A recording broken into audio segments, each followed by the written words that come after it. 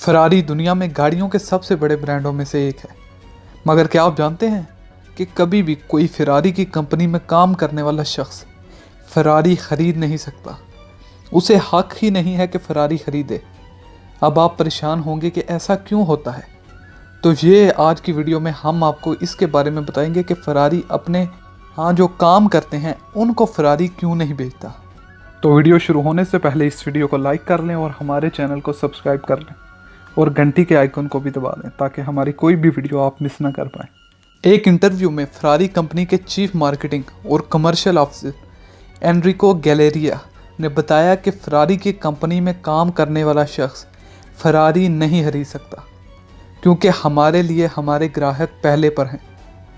उस शख्स ने बताया कि फरारी एक ऐसी कंपनी है जो हर साल में बहुत ही कम गाड़ियां बनाती है और एक लंबी तादाद के लोग फरारी को ख़रीदना चाहते हैं। तो ये अच्छा नहीं रहता या लगता कि हम उन लोगों को छोड़कर अपने ही लोगों के लिए गाड़ियां तैयार करें, क्योंकि ग्राहक हमेशा हमारे लिए पहले पर है। उन्हीं ने हमारी ब्रांड को इतना बड़ा बनाया है। तो अगर हम अपने ही लोगों के लिए गाड़ियां बनाएंगे तो हम दूसरों को क्या देंगे।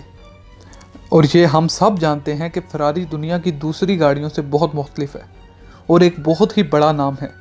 इसीलिए फरारी की इस सारी चीज़ों को बरकरार रखने के लिए फरारी के मालिक ने ये अपना काम करने के वालों से कॉन्ट्रैक्ट दिया होता है कि वो फरारी की गाड़ी ना तो ख़रीद सकते हैं और ना ही किसी तरीके से उन्हें फरारी गिफ्ट या कोई ऐसे वैसे मौक़ों पर मिल सकती है।